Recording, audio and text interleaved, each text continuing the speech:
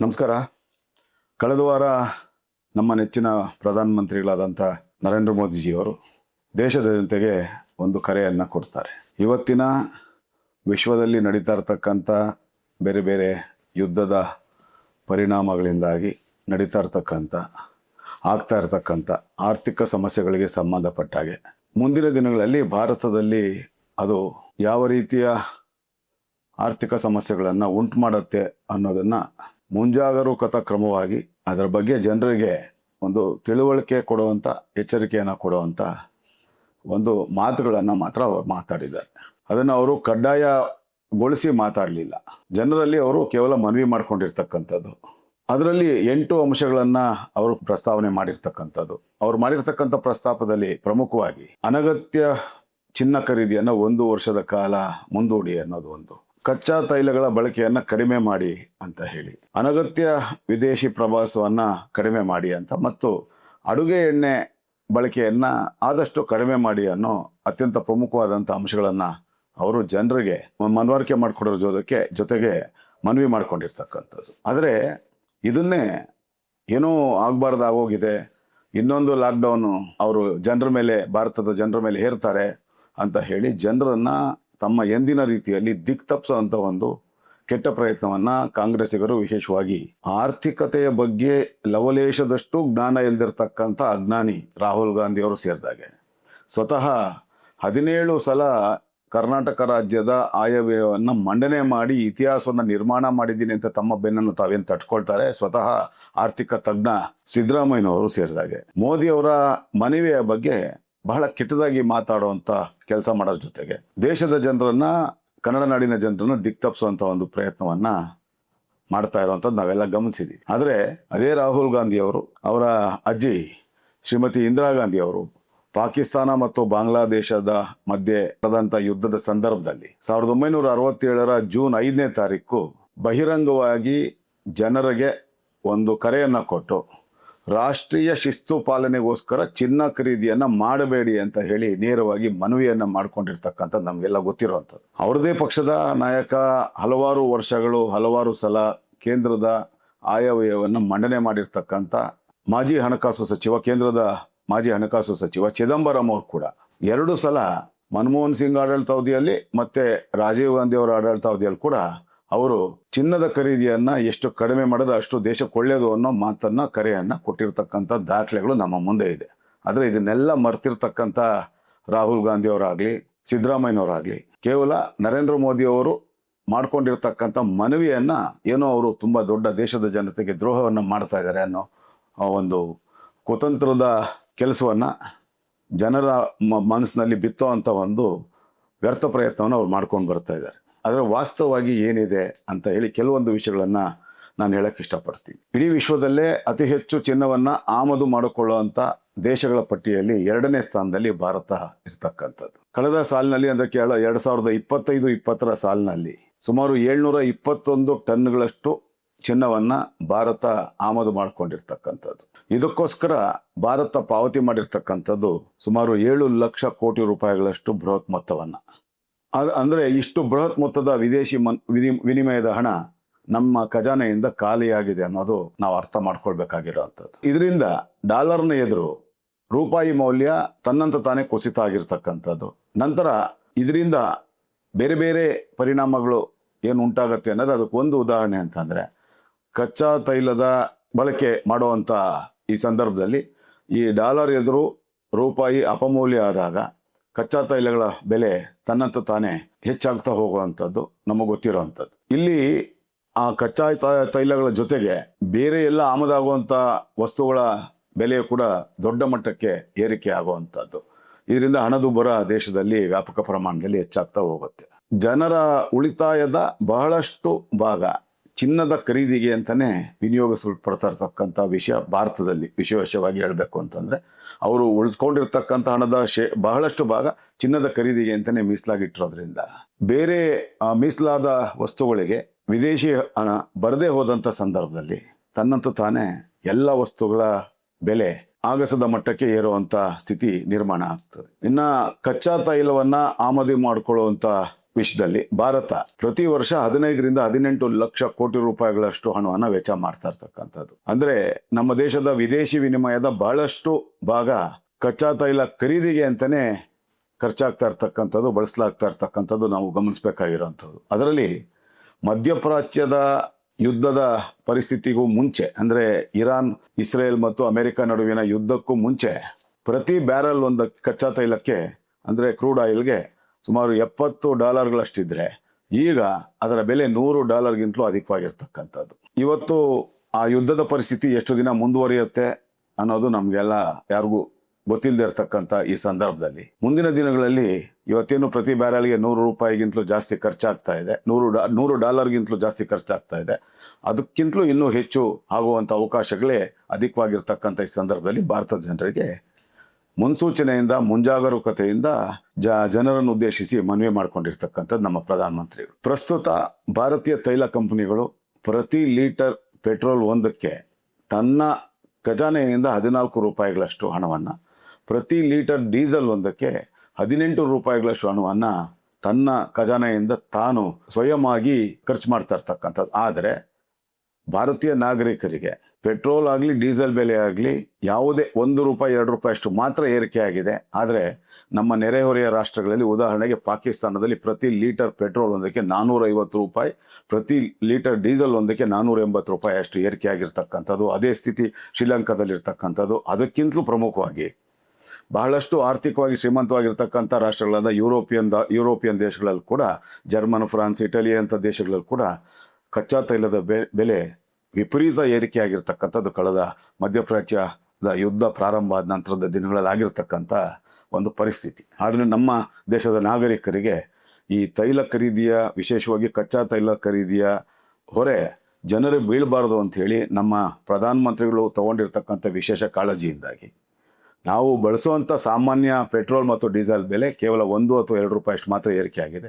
ಏರಿಕೆ ಆಗಿರ್ತಕ್ಕಂಥದ್ದು ಆ ಪ್ರೀಮಿಯಂ ಪೆಟ್ರೋಲು ಮತ್ತು ಪ್ರೀಮಿಯಂ ಡೀಸೆಲ್ನ ಬೆಲೆ ಮಾತ್ರ $4-5, $10 ಅಷ್ಟು ಏರಿಕೆ ಆಗಿರ್ತಕ್ಕಂಥದ್ದು ಬಿಟ್ಟರೆ ಜನಸಾಮಾನ್ಯರಿಗೆ ಯಾವುದೇ ಹೊರೆ ಆಗದೆ ಇರೋಂಥ ಅಷ್ಟರ ಮಟ್ಟಿಗೆ ಪ್ರಧಾನಮಂತ್ರಿಗಳು ನಮ್ಮನ್ನು ಆ ಒಂದು ಹಣದ ಒಂದು ವ್ಯತ್ಯಾಸ ಏನಾಗಿದೆ ಅದಕ್ಕೆ ನಾಗರಿಕರಿಗೆ ನಮ್ಮ ದೇಶದ ನಾಗರಿಕರಿಗೆ ತೊಂದರೆ ಆಗದ ರೀತಿಯಲ್ಲಿ ಎಚ್ಚರಿಕೆ ಕ್ರಮವನ್ನು ವಹಿಸಿರ್ತಕ್ಕಂಥದ್ದು ಪ್ರತಿಯೊಬ್ಬ ಭಾರತೀಯ ಪ್ರಧಾನಮಂತ್ರಿಗಳಿಗೆ ಒಂದು ಕೃತಜ್ಞತೆಯನ್ನು, ಧನ್ಯವಾದಗಳನ್ನು ಹೇಳಲೇಬೇಕಾಗ್ತದೆ ಅನ್ನೋದು ನಾನು ಅತ್ಯಂತ ಸ್ಪಷ್ಟವಾಗಿ ಹೇಳೋಕ್ಕೆ ಇಷ್ಟಪಡ್ತೀನಿ. ಆದರೆ ಅದ್ರ ಜೊತೆಗೆ ಕಳೆದ ವರ್ಷ ವಿದೇಶ ಪ್ರವಾಸ, ಶಿಕ್ಷಣ ಮತ್ತು ಹೂಡಿಕೆಯ ಕಾರ್ಯಕ್ಕೆ ಭಾರತೀಯರು $2.5 ಲಕ್ಷ ಕೋಟಿ ಹಣವನ್ನು ವೆಚ್ಚ ಮಾಡಿರ್ತಕ್ಕಂಥದ್ದು. ಇದರಲ್ಲಿ ಕೇವಲ ವಿದೇಶಿ ಪ್ರವಾಸಕ್ಕೆ ಮಾತ್ರವೇ $1.5 ಲಕ್ಷ ಕೋಟಿ ಬೃಹತ್ ಪ್ರಮಾಣದ ಹಣವನ್ನು ವೆಚ್ಚ ಮಾಡಿದ್ದಾರೆ. ಇಷ್ಟು ಹಣವನ್ನು ಅವರು ವಿದೇಶಕ್ಕೆ ಪ್ರವಾಸಕ್ಕೆ ಅಂತ ಹೋಗೋರು ವಿದೇಶಿ ಕರೆನ್ಸಿಗಳ ರೂಪದಲ್ಲಿ ಪಾವತಿ ಮಾಡಿರ್ತಾರೆ. ರೂಪಾಯಿ ಲೆಕ್ಕದಲ್ಲಿ ಮಾಡಿರಲ್ಲ, ವಿದೇಶಿ ಕರೆನ್ಸಿಗಳ ರೂಪದಲ್ಲಿ ಮಾಡಿರ್ತಾರೆ. ಇದರಿಂದ ನಮ್ಮಲ್ಲಿರ್ತಕ್ಕಂಥ ವಿದೇಶಿ ವಿನಿಮಯದ ಹಣದ ಸಂಗ್ರಹ ತನ್ನಂತಾನೇ ಕಡಿಮೆ ಆಗ್ತಾ ಹೋಗುತ್ತೆ. ಹೀಗಾಗಿ ವಿದೇಶಿ ಪ್ರವಾಸವನ್ನು ಆದಷ್ಟು ಕಡಿಮೆ ಮಾಡಿ ಅಂತ ಹೇಳಿ ಮನವಿ ಮಾಡ್ಕೊಂಡಿದ್ದಾರೆ. ಆ ರೀತಿ ವಿದೇಶಿ ಪ್ರವಾಸವನ್ನು, ಅನಗತ್ಯ ವಿದೇಶಿ ಪ್ರವಾಸವನ್ನು ನಮ್ಮ ನಾಗರಿಕರು ಮಾಡಿದ್ರೆ ನಮ್ಮ ದೇಶದ ಬೊಕ್ಕಸ ಒಂದಷ್ಟು ಲಾಭದಿಂದ ತುಂಬಿಕೊಳ್ಳುತ್ತೆ ಅನ್ನೋ ಒಂದು ಉದ್ದೇಶ ಇಟ್ಕೊಂಡು ಅವ್ರು ಹೇಳಿರ್ತಕ್ಕಂಥದ್ದು. ಹಾಗೆ ಪ್ರತಿ ವರ್ಷ ಭಾರತದಲ್ಲಿ 2.5 ಕೋಟಿ ಟನ್ಗಳಷ್ಟು ಅಡುಗೆ ಎಣ್ಣೆಯನ್ನು ಬಳಸ್ತಾ ಇರ್ತಕ್ಕಂಥದ್ದು. ಈ ಪೈಕಿ 60-65% ಅಡುಗೆ ಎಣ್ಣೆಗಳು ವಿದೇಶಗಳಿಂದ ಆಮದಾಗಿ ಬರ್ತಾ ಇರ್ತಕ್ಕಂಥದ್ದು. ಇದಕ್ಕೋಸ್ಕರ $1.5 ಲಕ್ಷ ಕೋಟಿ ಅಷ್ಟು ಹಣವನ್ನು ಭಾರತೀಯರು ಮಾಡ್ತಾ ಇರ್ತಕ್ಕಂಥದ್ದು. ಇದರಿಂದ ದೇಶದಲ್ಲಿ ವಿದೇಶಿ ವಿನಿಮಯ ಸಂಗ್ರಹ ಕಡಿಮೆ ಆಗ್ತಾ ಹೋಗ್ತಾ ಇರೋವಂಥದ್ದು. ಆದ್ದರಿಂದ ಅಡುಗೆ ಎಣ್ಣೆ ಬಳಕೆ ಸಾಧ್ಯವಾದಷ್ಟು ಕಡಿಮೆ ಮಾಡಿ ಅನ್ನೋ ಕರೆಯನ್ನು ಪ್ರಧಾನಮಂತ್ರಿಗಳು ಕೊಟ್ಟಿರ್ತಕ್ಕಂಥದ್ದು. ಹಾಗೆ ವಿದೇಶಿ ವಿನಿಮಯ ಮಾರುಕಟ್ಟೆಯಲ್ಲಿ ಬೇರೆ ಬೇರೆ ಕರೆನ್ಸಿಗಳನ್ನು ಖರೀದಿಸೋದಕ್ಕೆ ಅಂತೇಳಿ ನಮ್ಮ ದೇಶದ ಕರೆನ್ಸಿಯನ್ನು ಕೊಡಬೇಕು ಅನ್ನೋದು ನಾವೆಲ್ಲ ಗೊತ್ತಿರ್ತಕ್ಕಂಥದ್ದು. ನಾವು ಯಾವ ದೇಶದ ಕರೆನ್ಸಿಯನ್ನು ಖರೀದಿ ಮಾಡ್ತೇವೋ ಆ ದೇಶದ ಕರೆನ್ಸಿ ಮೌಲ್ಯ ಜಾಸ್ತಿ ಆಗ್ತಾ ಹೋಗುತ್ತೆ, ಮತ್ತು ನಮ್ಮ ಕರೆನ್ಸಿಯ ಮೌಲ್ಯ ಕಡಿಮೆ ಆಗ್ತಾ ಹೋಗುತ್ತೆ. ಯಾಕಂದರೆ ವಿದೇಶಿ ಕರೆನ್ಸಿಗಳನ್ನು ನಾವು ಯಾವ್ಯಾವ ದೇಶಗಳಿಗೆ ಹೋಗ್ತೀವಿ, ಉದಾಹರಣೆಗೆ ಯೂರೋ ಇರ್ಬೋದು, ಎನ್ ಇರ್ಬೋದು, ಅಥವಾ ಡಾಲರ್ ಇರ್ಬೋದು, ಈ ವಿದೇಶಿ ಕರೆನ್ಸಿಗಳನ್ನು ಖರೀದಿ ಮಾಡ್ತಾ ಹೋದಾಗ ನಮ್ಮ ರೂಪಾಯಿ ಮೌಲ್ಯ ತನ್ನಂತಾನೆ ಕಡಿಮೆ ಆಗ್ತಾ ಹೋಗುತ್ತೆ. ಅಂತಹ ದೇಶಗಳ ಕರೆನ್ಸಿ ಮೌಲ್ಯ ತನ್ನಂತಾನೆ ವಿದೇಶಿ ಮಾರುಕಟ್ಟೆಯಲ್ಲಿ ಜಾಗತಿಕ ಮಟ್ಟದಲ್ಲಿ ಏರಿಕೆ ಆಗ್ತಾ ಹೋಗುತ್ತೆ. ಇದು ನಮ್ಮ ರೂಪಾಯಿ ಮೌಲ್ಯ ಅಪಮೌಲ್ಯವಾದಕ್ಕೆ ಬಹಳಷ್ಟು ಕೊಡುಗೆಯನ್ನು ಕೊಡ್ತದೆ. ಹಾಗಾಗಿ ಪ್ರಧಾನಮಂತ್ರಿಗಳು ಮನವಿ ಮಾಡಿಕೊಂಡಿರ್ತಕ್ಕಂಥದ್ದು. ಒಂದು ಅಮೆರಿಕದ ಬಳಿ ಬೃಹತ್ ಪ್ರಮಾಣದ ಚಿನ್ನದ ಸಂಗ್ರಹ ಇರ್ತಕ್ಕಂಥದ್ದು ನಮಗೆಲ್ಲ ಗೊತ್ತಿರ್ತಕ್ಕಂಥದ್ದು. ಇದರಿಂದ ಆ ದೇಶ ಆರ್ಥಿಕವಾಗಿ ಅತ್ಯುತ್ತಮವಾಗಿದೆ, ಅತ್ಯಂತ ಶ್ರೀಮಂತವಾಗಿರ್ತಕ್ಕಂಥದ್ದು. ಮತ್ತು ಬಹಳಷ್ಟು ದೇಶಗಳು ನಮ್ಮೊಂದಿಗೆ ವ್ಯಾಪಾರ ವಹಿವಾಟುಗಳನ್ನು ಮಾಡುವಂಥ ಸಂದರ್ಭದಲ್ಲಿ, ಆ ವ್ಯಾಪಾರ ವಹಿವಾಟುಗಳ ಒಪ್ಪಂದಗಳನ್ನು ಮಾಡ್ಕೊಳ್ಳುವಂಥ ಸಂದರ್ಭದಲ್ಲಿ ಅವರು ಡಾಲರ್ ಮೂಲಕ ಹಣ ಪಾವತಿ ಮಾಡಬೇಕು ಅನ್ನೋ ಬೇಡಿಕೆಯನ್ನು ಇಡೋದ್ರಿಂದ ಸಹಜವಾಗಿ ನಾವು ಕೂಡ ಆ ಎಲ್ಲ ಬೇರೆ ಬೇರೆ ದೇಶಗಳಿಂದ ನಾವೇನು ವಿದೇಶಿ ವಿನಿಮಯ ಮಾಡ್ಕೊಳ್ತೀವಿ, ವಸ್ತುಗಳನ್ನು ಆಮದು ಮಾಡ್ಕೊಳ್ತೀವಿ, ಅದಕ್ಕೆ ನಾವು ಡಾಲರ್ ರೂಪದಲ್ಲಿ ಅವರು ಕೊಡಬೇಕಾಗಿರೋದ್ರಿಂದ ತನ್ನಂತೂ ತಾನೇ ನಮ್ಮಲ್ಲಿರ್ತಕ್ಕಂಥ ವಿದೇಶಿ ವಿನಿಮಯದ ಮೊತ್ತ ಕಡಿಮೆ ಆಗ್ತಾ ಹೋಗುತ್ತೆ. ಹಾಗಾಗಿ ಆ ಕರೆನ್ಸಿ ಮೌಲ್ಯ ಕುಸಿತದಿಂದ ಆಗುವಂಥ ನಷ್ಟವನ್ನು ತಡೆಯೋ ಉದ್ದೇಶದಿಂದ ಬಹಳಷ್ಟು ರಾಷ್ಟ್ರಗಳು ಈ ರೀತಿ ಆ ಡಾಲರ್ ಮೂಲಕ ತಮ್ಮ ಹಣವನ್ನು ತಗೊಳ್ಳುವಂಥ ಕೆಲಸವನ್ನು ಮಾಡ್ತಾ ಇರ್ತಕ್ಕಂಥದ್ದು. ಇದೆಲ್ಲ ಏನು ಹೇಳುತ್ತೆ ಅಂತಂದರೆ, ಒಂದು ಡಾಲರ್ ಎದುರು ರೂಪಾಯಿ ಮೌಲ್ಯ ಇವತ್ತು 95 ರೂಪಾಯಿಗೆ ಯಾಕೆ ಕುಸಿದಿದೆ ಅಂತಂದರೆ, ನಾನು ಈಗಾಗಲೇ ಹೇಳಿದಾಗೆ ಮೇಲೆ ಹೇಳಿದಂಥ ಎಲ್ಲ ಕಾರಣಗಳಿಗೋಸ್ಕರ ಇವತ್ತು ರೂಪಾಯಿ ಮೌಲ್ಯ 95 ರೂಪಾಯಿ ಕುಸಿದಿರ್ತಕ್ಕಂಥದ್ದು. ಈ ರೀತಿ ರೂಪಾಯಿ ಮೌಲ್ಯ ಕುಸಿತಾ ಹೋದರೆ ಭಾರತದ ಕಂಪನಿಗಳು ವಿದೇಶಗಳಿಂದ ಆಮದು ಮಾಡಿಕೊಳ್ಳುವಂಥ ವಸ್ತುಗಳಿಗೆ ಸಹಜವಾಗಿಯೇ ಹೆಚ್ಚು ಹಣವನ್ನು ರೂಪಾಯಿಗಳ ಮೂಲಕ, ಡಾಲರ್ಸ್ ಮೂಲಕ ಕೊಡಬೇಕಾದಂಥ ಪರಿಸ್ಥಿತಿ ಆಗುತ್ತೆ. ಆ ರೀತಿ ಆದಾಗ ಸಹಜವಾಗಿಯೇ ಅದರ ಹೊರೆ ಗ್ರಾಹಕರ ಮೇಲೆ ಬೀಳುತ್ತೆ. ಆ ಯಾವ ಅತಿ ಹೆಚ್ಚು ಹಣವನ್ನು ಡಾಲರ್ ರೂಪದಲ್ಲಿ ಕೊಟ್ಟು ಅವರು ರೂಪಾಯಿ ಮೌಲ್ಯ ಕಡಿಮೆ ಆದಂಥ ಸಂದರ್ಭದಲ್ಲಿ ಆ ಡಾಲರ್ ರೂಪದಲ್ಲಿ ಕೊಟ್ಟು ವಸ್ತುಗಳನ್ನು ಆಮದು ಮಾಡ್ಕೊಳ್ತಾರೆ. ಅದು ಇಲ್ಲಿನ ಮಾರುಕಟ್ಟೆಯಲ್ಲಿ ದೊಡ್ಡ ಮಟ್ಟದ ಪರಿಣಾಮ ಬೀರಿ ನಮ್ಮ ಗ್ರಾಹಕರು ಪ್ರತಿಯೊಂದು ವಸ್ತುವಿಗೆ ಬಹಳಷ್ಟು ದುಬಾರಿಯಾದಂಥ ಹಣವನ್ನು ತೆತ್ತು ಆ ವಸ್ತುಗಳನ್ನು ಕೊಂಡ್ಕೊಳ್ಬೇಕಾದಂಥ ಪರಿಸ್ಥಿತಿ ಬರುವಂಥದ್ದು. ಇವತ್ತು ಭಾರತದ ಬಳಿ ಅದಕ್ಕೋಸ್ಕರನೇ ವಿದೇಶಿ ವಿನಿಮಯದ ಹಣ ಸಂಗ್ರಹದ ಮಟ್ಟ ಕುಸಿತಾ ಹೋಗ್ತಾ ಇರ್ತಕ್ಕಂಥದ್ದು.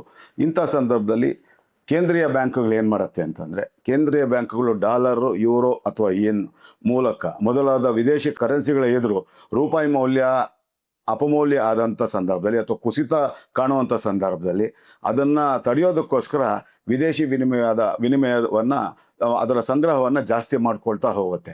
ಇದು ವಾಡಿಕೆಗೆ ಆ ದೇಶದ ಆರ್ಥಿಕ ಸ್ಥಿತಿಯನ್ನು ಕಾಪಾಡಿಕೊಳ್ಳಲಿಕ್ಕೆ ಬ್ಯಾಂಕ್ಗಳು, ಅದು ಕೇಂದ್ರೀಯ ಬ್ಯಾಂಕ್ಗಳು ಮಾಡಬೇಕಾದಿರ್ತಕ್ಕಂಥ ಕೆಲಸ ಮತ್ತು ಅದರ ಕರ್ತವ್ಯ ಕೂಡ.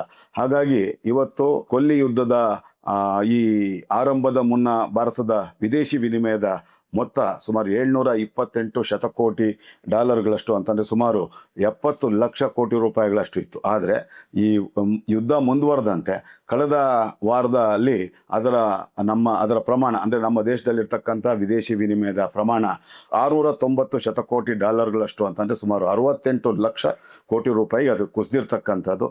ಇದು ಮುಂದಿನ 12 ತಿಂಗಳ ಅವಧಿಗೆ ಆಮದು ನಿರ್ವಹಣೆಗೆ ಮಾತ್ರ ಸಾಕಾಗ್ತದೆ. ಅಂದರೆ ಬೇರೆ ಬೇರೆ ವಸ್ತುಗಳು, ಕಚ್ಚಾ ತೈಲಗಳು ಸೇರಿದಾಗೆ ನಮಗೆ ಉಪಯೋಗಕ್ಕೆ ಬರುವಂಥ ವಸ್ತುಗಳ ಆಮದಿಗೆ ಇನ್ನು ಮುಂದಿನ 11-12 ತಿಂಗಳ ಅವಧಿಗೆ ಸಾಕಾಗ್ತದೆ. ಆ ಒಂದು ನಿಟ್ಟಿನಲ್ಲಿ ಇವತ್ತು ಪ್ರಧಾನಮಂತ್ರಿಗಳು ದೇಶದ ಜನತೆಗೆ ಕರೆಯನ್ನು ಕೊಟ್ಟು ತಾತ್ಕಾಲಿಕವಾಗಿ 1 ವರ್ಷ, 1.5 ವರ್ಷ, 2 ವರ್ಷದ ಅವಧಿಗೆ ಒಂದು ವಿದೇಶಿ ಪ್ರವಾಸವನ್ನು ಮುಂದೂಡಿ, ಹಾಗೆ ಅಡುಗೆ ಎಣ್ಣೆ ಬಳಕೆಯನ್ನು ಕಡಿಮೆ ಮಾಡಿ, ಹಾಗೆ ಕಚ್ಚಾ ತೈಲ ಬಳಕೆಯನ್ನು ಕಡಿಮೆ ಮಾಡಿ, ಅದ್ರ ಜೊತೆಗೆ ಅನಗತ್ಯ ಚಿನ್ನವನ್ನು ಖರೀದಿ ಮಾಡೋದು ಬೇಡ ಅಂತ ಹೇಳಿ ಅವರು ದೇಶದ ನಾಗರಿಕರನ್ನ ಮನವಿ ಮಾಡ್ಕೊಂಡಿರ್ತಕ್ಕಂಥದ್ದು. ಈ ರೀತಿ ದೇಶದ ಆರ್ಥಿಕತೆಯನ್ನು ಸುಭದ್ರಗೊಳಿಸ್ಲಿಕ್ಕೆ ಅವರು ಮಾಡ್ಕೊಂಡಿರ್ತಕ್ಕಂಥ ಮನವಿಯನ್ನು ಇವತ್ತು ವಿರೋಧ ಪಕ್ಷಗಳು, ವಿಶೇಷವಾಗಿ ರಾಹುಲ್ ಗಾಂಧಿ ಅವರ ಕಾಂಗ್ರೆಸ್ ಪಕ್ಷದ ನಾಯಕರು, ಸಿದ್ದರಾಮಯ್ಯನಂಥ ತಿಳಿಗೇಡಿಗಳು ಇವತ್ತು ಜನರ ದಿಕ್ಕನ್ನು ತಪ್ಪಿಸುವಂಥ ಕೆಲಸವನ್ನು ಮಾಡೋದ್ರ ಜೊತೆಗೆ ಅವರು ದೇಶದ ಆರ್ಥಿಕತೆಯ ಬಗ್ಗೆ, ವಿದೇಶಿ ವಿನಿಮಯದ ಬಗ್ಗೆ ಎಳ್ಳಷ್ಟು ಜ್ಞಾನ ಇವ್ರುಗಳಿಗಿಲ್ಲ ಅನ್ನೋದನ್ನು ಮತ್ತೊಮ್ಮೆ ರುಜುವಾತುಪಡಿಸಿದ್ದಾರೆ. ಅಷ್ಟರ ಮಟ್ಟಿಗೆ ಅವರು ಅಪಹಾಸ್ಯ ಕೂಡ ಈಡಾಗ್ತಾ ಇದ್ದಾರೆ ಅಂತ ಹೇಳಿ ನಮಗೆಲ್ಲ ಅರಿವಾಗುತ್ತೆ. ಹಾಗಾಗಿ ಈ ಕಾಂಗ್ರೆಸ್ಸಿಗರ ಇಂತಹ ದಿಕ್ಕು ತಪ್ಪಿಸುವಂಥ ಮಾತುಗಳನ್ನು ನಂಬದೆ ದೇಶದ ಒಳಿತಿಗಾಗಿ, ಯಾಕಂದರೆ ನರೇಂದ್ರ ಮೋದಿ ಅವ್ರಿಗೆ ಆಗಬೇಕಾದೇನೂ ಇಲ್ಲ, ಇವ್ರ ಥರ ಎಲ್ಲ ಅವರ ಕುಟುಂಬಸ್ಥರಿಗೋಸ್ಕರ ರಾಜಕಾರಣ ಮಾಡಲ್ಲ, ಅವ್ರು ಕೇವಲ ರಾಜಕಾರಣ ಮಾಡ್ತಾ ಇರ್ತಕ್ಕಂಥ ದೇಶದ ಜನತೆಗೋಸ್ಕರ, ದೇಶಕ್ಕೋಸ್ಕರ ಯಾವುದೇ ಸ್ವಾರ್ಥ ಇಲ್ದಿರ್ತಕ್ಕಂಥ ಒಂದು ರಾಜಕಾರಣವನ್ನು ಮಾಡ್ತಾ ಇರ್ತಕ್ಕಂಥ ನರೇಂದ್ರ ಮೋದಿ ಅವರು ಕೊಟ್ಟಿರ್ತಕ್ಕಂಥ ಕರೆ ಸರಿಯಾದ ರೀತಿಯಲ್ಲಿದೆ. ಅದನ್ನು ನಾವು ಶೇಕಡ 90ರಷ್ಟು ಬೇಡ, ಶೇಕಡ 50ರಷ್ಟು ಪಾಲನೆ ಮಾಡಿದ್ರು ಕೂಡ ನಮ್ಮ ದೇಶದ ಆರ್ಥಿಕತೆ ಮಟ್ಟ ಏರಿಕೆ ಆಗುತ್ತೆ, ಮತ್ತು ವಿದೇಶಿ ವಿನಿಮಯದ ಹಣದ ಸಂಗ್ರಹ ಹೆಚ್ಚಾಗ್ತಾ ಹೋಗುತ್ತೆ. ಆ ಮೂಲಕ ರೂಪಾಯಿ ಏನು ಡಾಲರ್ ಎದುರು ದಿನ ಕುಸಿತ ಆಗ್ತದೆ, ಅದರ ಏರಿಕೆ ಆಗುವಂಥದ್ದಕ್ಕೆ ಸಹಾಯ ಮಾಡುತ್ತೆ. ಆ ನಿಟ್ಟಿನಲ್ಲಿ ನಾವೆಲ್ಲ ಪ್ರಧಾನಮಂತ್ರಿಯವರ ಕರೆಗೆ ಹೋಗೊಟ್ಟು ಅವ್ರು ಹೇಳಿದಂಥ ಮಾತುಗಳನ್ನು ನಾವು ಪಾಲಿಸಬೇಕು. ಹೆಚ್ಚು ವಾಹನಗಳನ್ನು ಬಳಸದೆ ಎಲೆಕ್ಟ್ರಿಕ್ ವಾಹನಗಳನ್ನು ಬಳಸುವಂಥದ್ದು, ಬಸ್ ಸಂಚಾರವನ್ನು ಅವಲಂಬಿಸೋದು, ಈ ರೀತಿ ಮಾಡೋದು, ಅಡುಗೆ ಎಣ್ಣೆಯನ್ನು ಆದಷ್ಟು ಕಡಿಮೆ ಬಳಸುವಂಥದ್ದು, ವಿದೇಶಿ ಪ್ರವಾಸಗಳನ್ನು ಸಾಧ್ಯವಾದಷ್ಟು ಕಡಿಮೆ ಮಾಡುವಂಥ ಕೆಲಸಗಳನ್ನು ನಾವು ಮಾಡಿದಾಗ ಸಹಜವಾಗಿ ನಮ್ಮ ದೇಶದ ಆರ್ಥಿಕ ಸ್ಥಿತಿ ಸುಭದ್ರವಾಗುತ್ತೆ. ಆ ನಿಟ್ಟಿನಲ್ಲಿ ನಾವೆಲ್ಲ ಕೆಲಸ ಮಾಡ್ತಾ ನಿಜವಾದ ಭಾರತೀಯರಾಗಿ ನಮ್ಮ ಭಾರತದ ವಿದೇಶಿ ವಿನಿಮಯದ ಹಣದ ಸಂಗ್ರಹಕ್ಕೆ ನಾವು ಹೆಚ್ಚು ಒತ್ತನ್ನು ಕೊಡುವಂಥ ನಿಟ್ಟಿನಲ್ಲಿ ನಾವು ಕೂಡ ನಮ್ಮ ಸಾಧ್ಯವಾದಷ್ಟು ಸಹಕಾರವನ್ನು ಕೇಂದ್ರ ಸರ್ಕಾರಕ್ಕೆ ಕೊಡಬೇಕು ಅಂತ ಹೇಳಿ ಮನವಿ ಮಾಡಿಕೊಂಡು, ಈ ಒಂದು ಸಂದರ್ಭದಲ್ಲಿ ದೇಶದ ನಾಗರಿಕರನ್ನು ದಿಕ್ತಪ್ಪಿಸುವಂಥ ಹೇಳಿಕೆಗಳನ್ನು ಮತ್ತು ಪ್ರಧಾನಮಂತ್ರಿಗಳ ಬಗ್ಗೆ ಕೀಳು ಮಟ್ಟದ ಭಾಷೆಗಳನ್ನು ಆಡ್ತಾ ಇರ್ತಕ್ಕಂಥ ಕಾಂಗ್ರೆಸ್ಸಿಗರಿಗೆ ನಮ್ಮ ಧಿಕ್ಕಾರವನ್ನು ಸೂಚಿಸ್ತಾ ನನ್ನ ಮಾತು ಮುಗಿಸಿ ನಮಸ್ಕಾರ. ಜೈ ಹಿಂದ್, ಜೈ ಕರ್ನಾಟಕ.